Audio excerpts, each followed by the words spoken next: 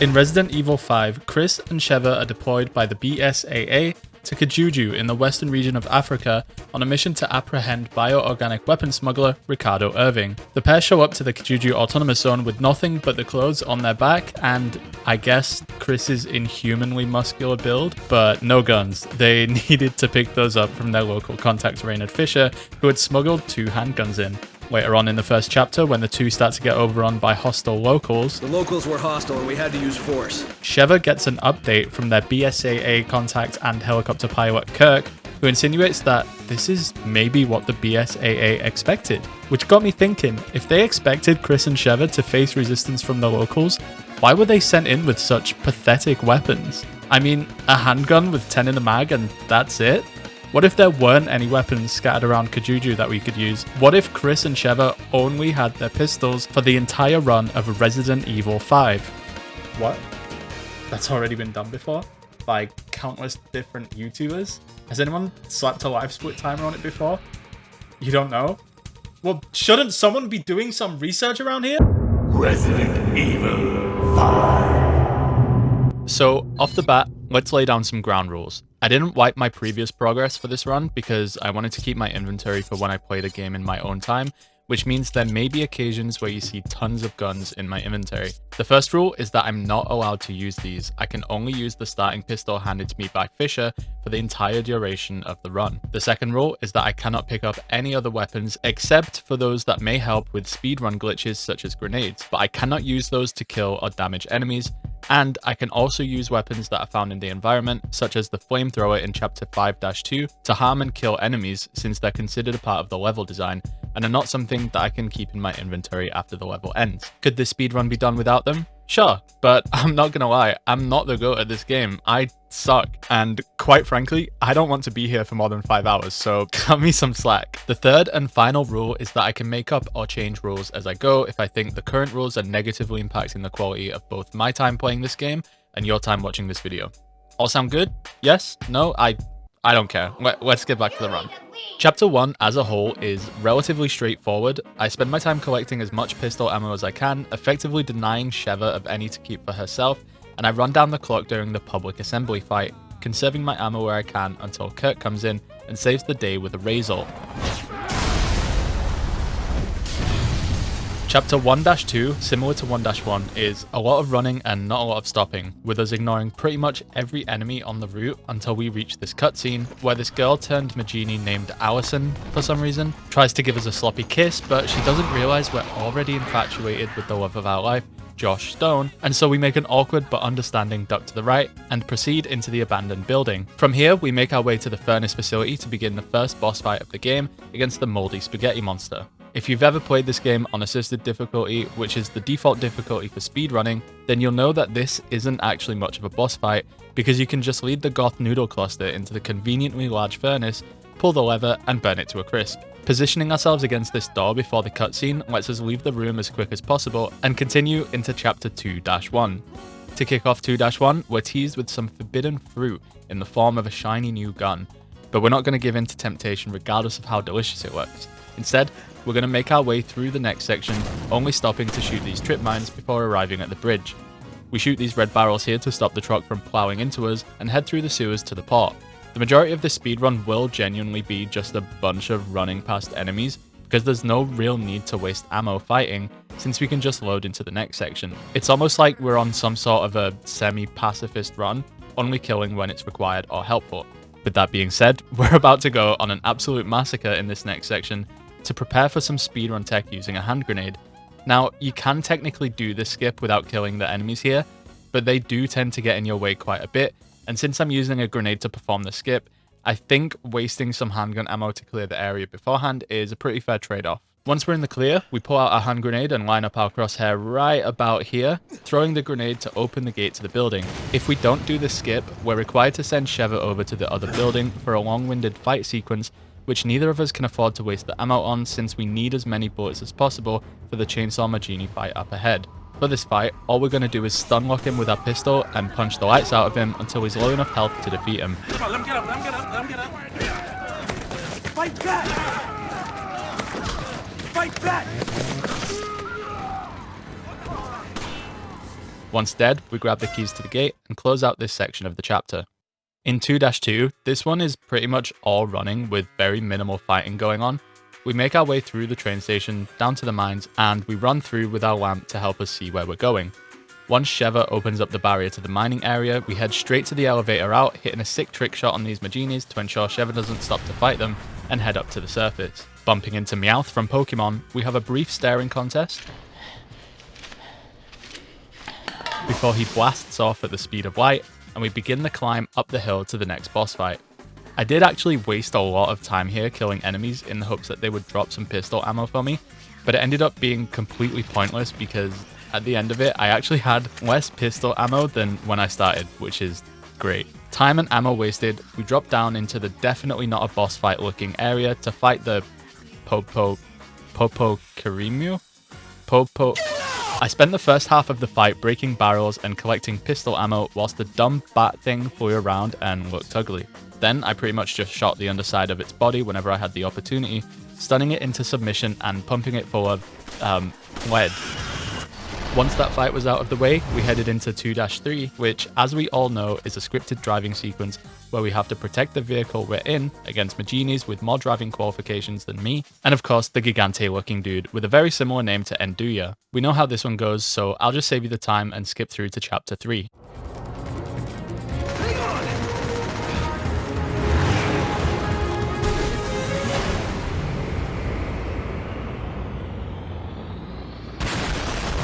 The intro to chapter 3 was very simple. We used the hoverboat to zip through the marshlands, picking up the different slates needed to open the door. I also grabbed the rocket launcher here, not because I planned on using it, but because I wanted to keep it for my personal collection. So if you see a rocket launcher on Chris's back, no you don't. Ignore it. Pretend it's not there. Ah, look at that. It's gone.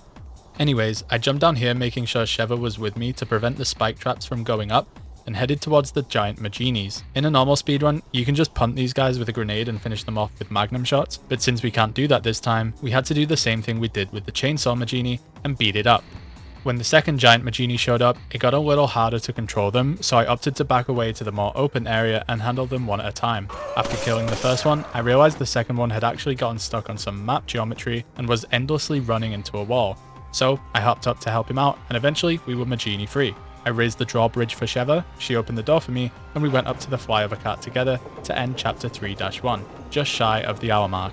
For reference, the world record speedrun would have made it here within under 35 minutes, so we were clearly losing a lot of time with the pistol only handicap. In the next chapter, I made a big mistake. Instead of investigating the crank which tells Sheva to wait whilst I head to the raft, I completely forgot and went up the ladder. Then, when I dropped back down, I had a bit of an aneurysm and just didn't investigate it. I have no idea why, but when I realized my mistake, I immediately restarted the chapter and took the 1 minute time loss on the chin. After setting up the raft section, I restarted the last checkpoint to despawn the enemies and let Sheva crank that soldier boy, whilst I dodged the extremely hungry crocodiles that just so happened to live here. Making it to the funky zebra print button, we lowered the drawbridge to proceed to the oil refinery, where we do a bit of running and dodging past these enemies so that we could turn these valves to unblock the path through. When you turn the second valve, a chainsaw Magini spawns, but that's not going to be a problem for us because we can just... Oh. That's not going to be a problem for us because with the path that we take, we should only run past him once and he isn't really bothered by us anyways. Moving into the facility, we meet up with our beloved Josh Stone, who works on hacking into the elevator to get us away from this mob of Maginis. During this section, I actually completely ran out of pistol ammo because I'd done a really bad job at conserving it, and the number of enemies was just genuinely overwhelming. But we did eventually get into the elevator and up to the second floor, bagging us a checkpoint that we could restart from if needed. Whilst Josh tries to hack open the second door out of the facility, one of the chainsaw Maginis makes its way inside, and since I'd run out of ammo already, it absolutely decked him.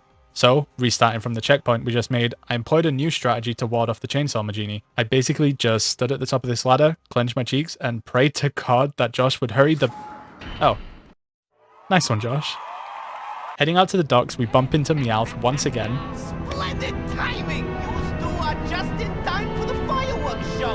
Boom! And we just sort of stand there as he jets off on a gunship. Whatever, the time is ticking because he'd rigged the oil facility to blow up, which, by the way, is definitely an act of terrorism and a long-term environmental hazard, but, I mean, everyone here is essentially dead already, so who cares, I guess. We make our way back over to Josh on the other side of the dock, who asks if we read him because he's secured a boat. Shiva, do you read me? I secured a boat. Get here on the double. So we get there on the double and proceed into chapter 3-3.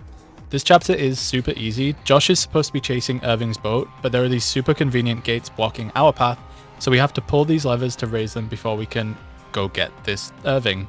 Let's go get this Irving. Now, by this point, Meowth is full-blown crazy.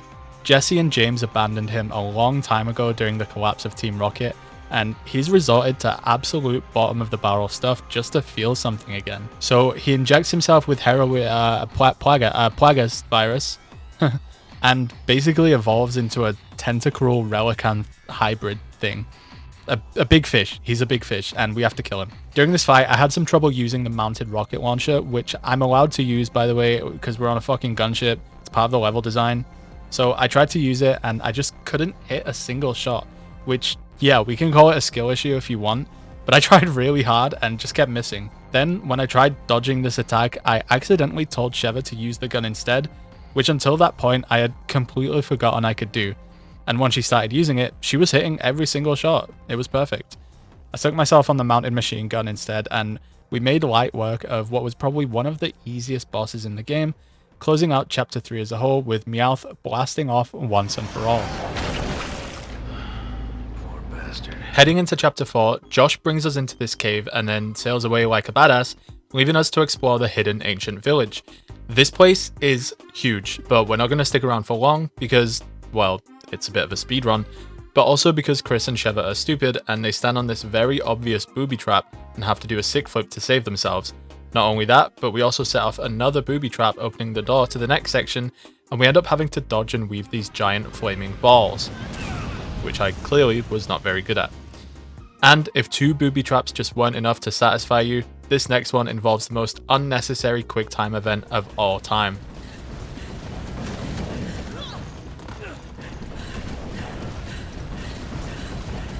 So, in my opinion, this chapter is just straight up ridiculous, right? I mean, we've just gone through 3 really pointless booby traps, and I've brought each of them up just so I can say booby traps because, let's be real, that's funny.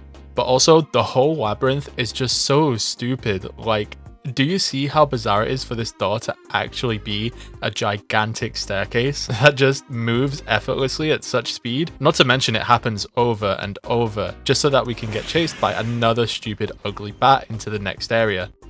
What a nightmare. Once we were in the worship area, it was essentially just another running and avoiding scenario where we gathered all 3 of the emblems required to progress through the door without really killing any enemies. Any enemies that were killed here were done to help Sheva make her way to the sky emblem, because if she doesn't have ammo, she'll just get stuck on them and killed without getting past them. Inside the temple, there are no enemies to encounter so long as you get the puzzles right, unless you count Sheva, because with the way things were going, she was becoming an enemy of my silly little video. We start chapter 5 in the underground garden and head into this facility where we're very quickly introduced to the lickers, which normally you can just squeeze past to open the door, but yeah, I wasn't quite that lucky this time. Thank God there weren't more of them. Lickers hot on our tail. We can just wait here at the elevator and they don't become too much of a problem since they move quite slow, unless your name is Sheva, in which case you pretty much attract problems 24/7.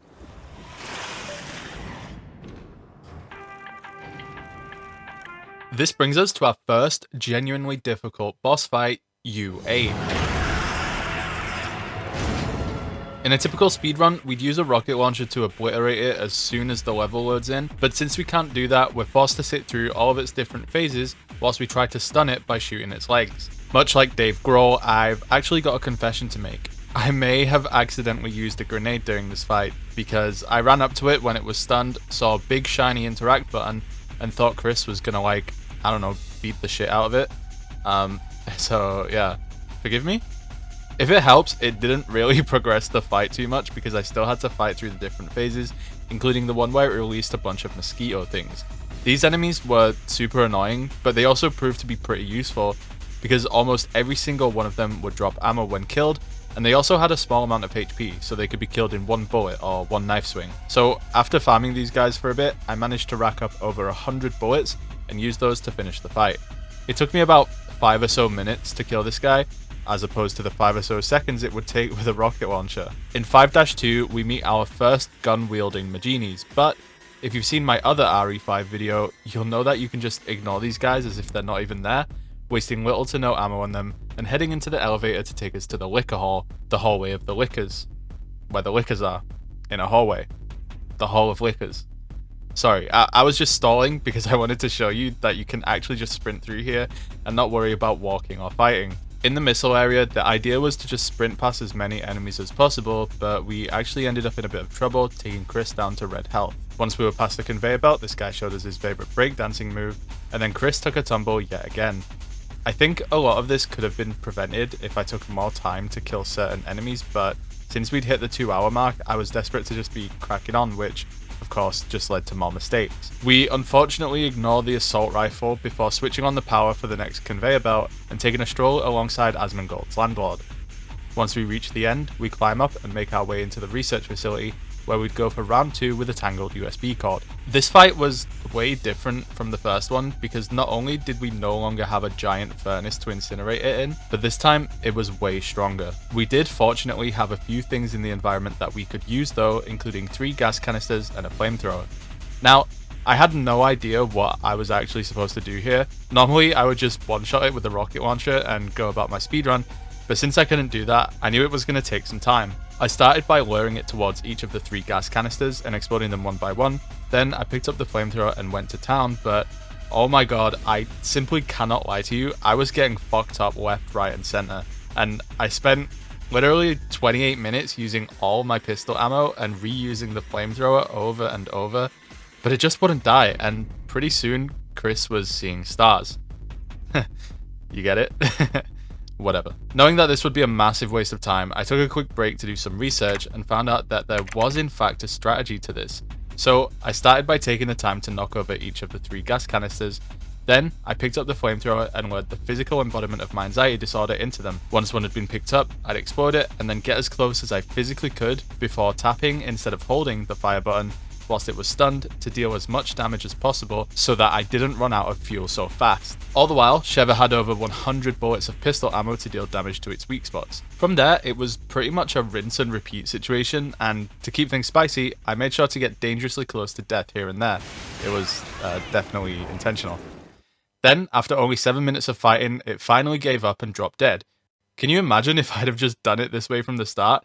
I wasted 35 minutes fighting this car. Moving on, we dive into 5-3 with a high five from a rad roach, and we spend the next 3 minutes killing not 1, not 2, but 3 of them in a row. Then we look at yet another weapon we could have used and pretend it's not there, before turning on the power and shooting these enemies that, for some reason, have grenades strapped to their chest. All the fighting done so far had unfortunately depleted my ammo reserve to the point of no return, and so we had to give this guy the London treatment instead. Then, we sent Sheva across and suddenly realized we had made a grave mistake. I rushed over to help her and tried giving this guy a piece of my mind, but yeah, I decided to be the bigger person, so I basically won if you think about it. Before I could proceed to the next area of the chapter, this guy had to show me who the boss was, and then we made our way to the rotating platform, where we had to prevent it from being stopped, which was tricky. I wanted to kill these guys since I was hoping they would drop something, but just watch this. Just watch this shit.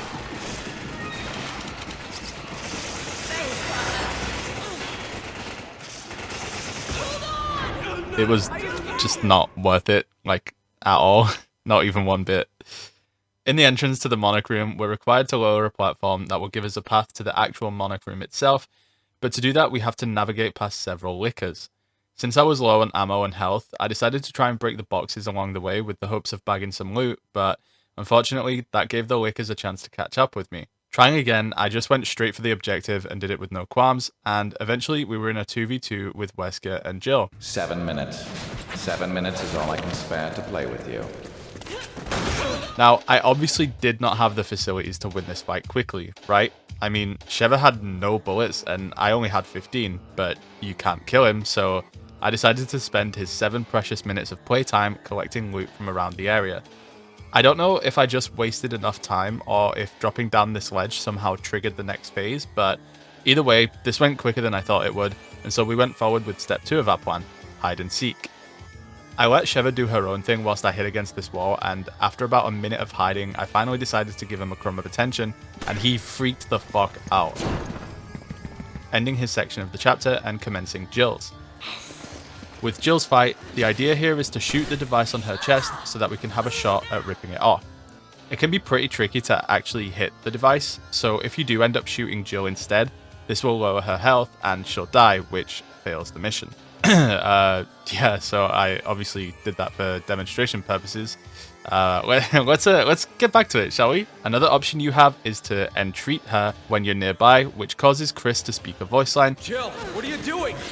And the device will then shock her. If Sheva is nearby whilst Jill is in this stunned animation, she'll restrain her, giving us a shot at pulling the device away. I'm sure there's probably a much quicker way to do this, but given the constraints of our challenge and the need to preserve as much ammo as possible, it took us around 3 minutes before we finally got the device off her chest, allowing us to head into the final chapter of the game. You're Sheva, right? Oh, forgive me. You can't be serious. In 6-1, we start off on the deck of the ship carrying the Ouroboros virus, and we spend our first few minutes collecting supplies. Progressing further, Sheva gets caught in a Looney Tunes style trap, and we're forced to fight off enemies that burst out of these shipping containers. I tried draining my bullets into this guy's tail, but I got a little too close for comfort, and it killed me in one bite with no help from Sheva. I mean, surely she could have just slipped her arm through one of those holes and helped me, right? Anyways, I gave it another go, this time trying to keep one of the Machinis that throw grenades alive so that they could kill it instead of me wasting my ammo, but he blew himself up.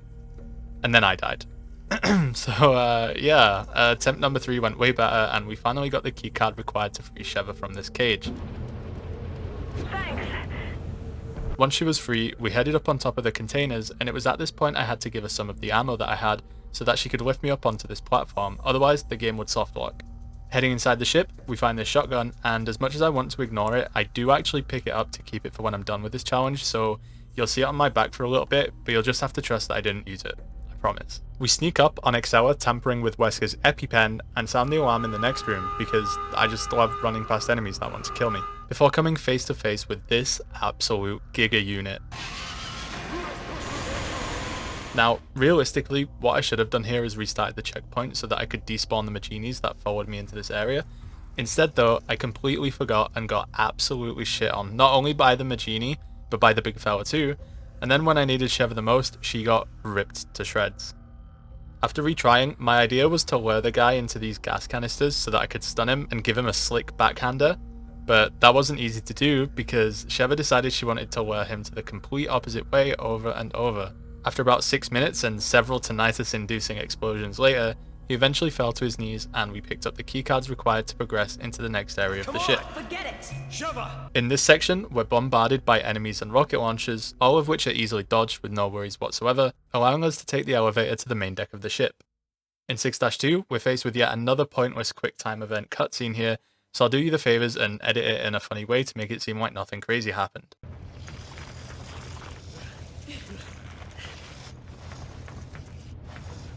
This way.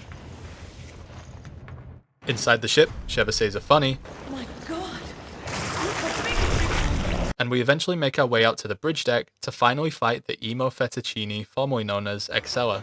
If you're looking at this and thinking, how were we meant to kill this thing with a body pistol? Well, we're not, because right here there's a lovely little weapon known as the satellite laser targeting system.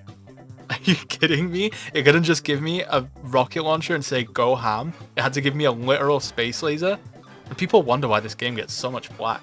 Anyways, it may be a super accurate laser from space, but it's still a bit shit because it took me not 1, not 2, not 3, not 4, not 5, not 6, not 7, not 8, not 9, not 10, not 11, not 12, not 13, not 14, but 15 shots to actually put this thing to rest. 15! It took 7 minutes of just shooting this thing and waiting for it to recharge. Anyways, it was done. Chapter 6-2 was done, and we were finally on to the very last chapter in the game. And hold on to your seats, because this one, it was rough. In the introductory cutscene, Chris and Sheva head back inside the ship where they notice the security cams showing a feed of Wesker preparing an assault bomber. An assault bomber. An assault bomber to flee the ship strapped with the deadly Ouroboros virus. On their way to find Wesker, Jill FaceTimes Chris and tells him about Wesker's weakness, an overdose of his EpiPen. With all this new information coming to light, we take the elevator to the engine room and sit through this nauseating cutscene before heading over to the lever to open the bulkheads. By the way, I had to Google what a bulkhead actually was. Apparently it's like a partition or a wall in the hull of a ship. So I guess it makes sense that we have to wait for this gigantic wall to open. And while that's in motion, we clean up the Magini in this area using our knife with the hopes of collecting some ammo. Once we can enter the next section, we do pretty much the same thing, taking some damage here and there before opening the next bulkhead. Now, I need you to believe me when I say this next section was absolutely brutal. I tried taking out this Reaper as quick as I could, but after almost dying to a Magini with an AK, I realized my opportunity had been missed, so I gave it a quick restart to try again. On my second attempt, I ran out of ammo, and so I restarted again and thought I'd give running away a shot. Once the bulkhead opened, two big boys spawned in, and that's when I thought, hang on a minute, how am I actually meant to kill these two with no bullets? Well, actually it didn't matter because this Reaper showed us what its plan would be, and Sheva just stood there and waited her turn. It was only on my next restart that I climbed this ladder whilst running away from the enemies and stumbled upon a bloody machine gun, just sitting there, waiting to be used, built into the level, almost like it knew I would be needing it one day. That, of course, didn't stop the Reapers from giving me a hard time, so I tried luring them away, and when I came back to it, yeah, he was stuck there. I had to restart. It happened again on my next attempt, but fortunately this time he was stuck in front of the gun rather than behind it. So, with the combined power of Chris's freakishly large muscles and a will to beat this stupid challenge that I'd already put 4 hours into, we pushed him to the side and gave him a lethal dose of lead. By the time he was down, one of the Reapers that was somehow still alive managed to catch up to us, so I had to lead it astray before getting back to the task at hand. With both Gatling Maginis down and keycards in hand, we left the last Reaper to think about how its actions have consequences and proceeded to the first phase of the final boss. Heading into the hangar, Wesker shows us his brand new specs before jumping over the ledge to commence the fight.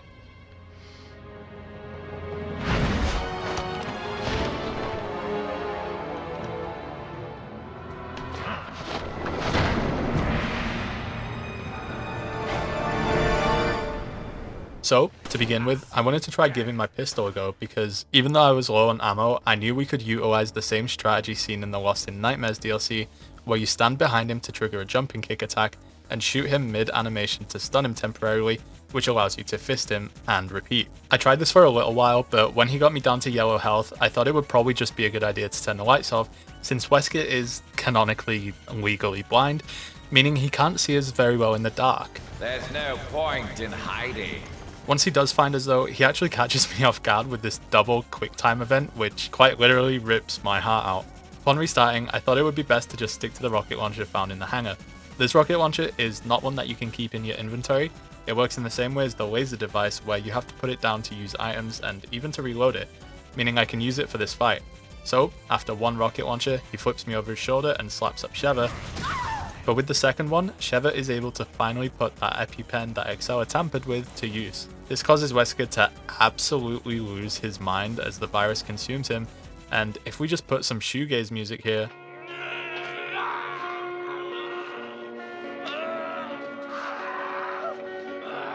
he's just living what looks like my usual Friday nights.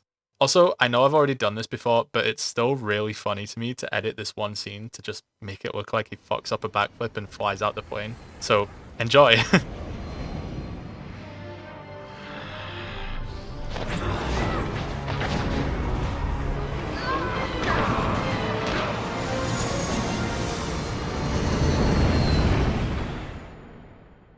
Anyways, landing in the volcano, we made sure to grab some supplies from these conveniently fireproof crates before getting straight into the thick of it with a highly mutated Wesker. Turning around and running away, we drop down a level when this platform breaks underneath our immense muscle mass, and the way Chris tells Sheva to keep going here is just so funny to me.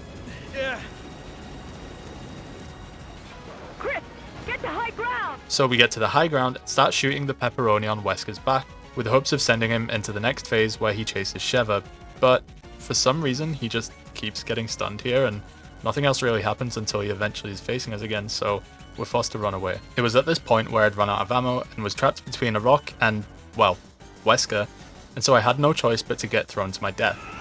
I don't know what exactly I did wrong though, because when it came to retrying it, he actually decided to go after Sheva this time.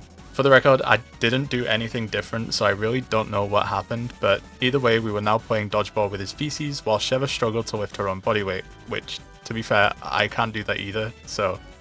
Anyways, once she did eventually save herself from, quite frankly, a horrible way to die, we picked a fight with this massive rock to give Sheva a path over to us. Once we head back to the convenient open space in what is essentially a very unstable and active volcano, Wesker tells us what he wants from the shop, and we restart the checkpoint. I can't remember why I did this, probably something to do with resetting Wesker's AI or something, I'm not too sure. Either way, we get right into the fight by shooting his weak spot and heading to the opposite side of the platform so that we're safe from his whirling attack. Once he's done spinning around like a knobhead, his weak spot moves to his chest and we take one shot and stun him. Since he's stunned, we're able to restrain him so that Sheva can get, my friend told me to write chingy here. She gets chingy with it. She chefs him up like he owes her some money. And in theory, that actually didn't do anything crazy. We're just lucky the volcano decided to crumble underneath him and not us. Sort of. Josh and Jill went up the hill. Sorry, wrong script. Josh and Jill show up in a fucking helicopter. No idea where they got it from, but they show up and Chris is saved being only inches from death by active volcano, which, to be honest, would look sick on a tombstone. But either way, the pair are rescued and we're faced with our final button input requirements for the whole run. You son of a bitch.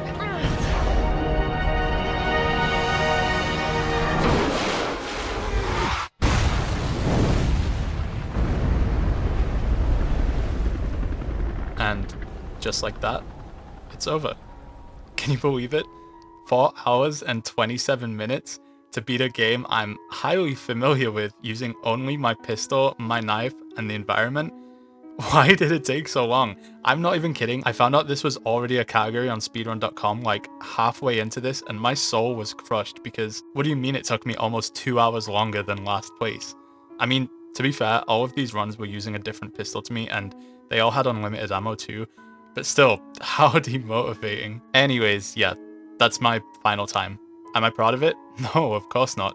But did I have fun? Sure, why not? I had fun. And to be honest, I might just have to give the unlimited ammo run an attempt, probably in a live stream right here, so make sure to subscribe and keep an eye out for that. Alright, thanks a bunch. See you later. Bye bye.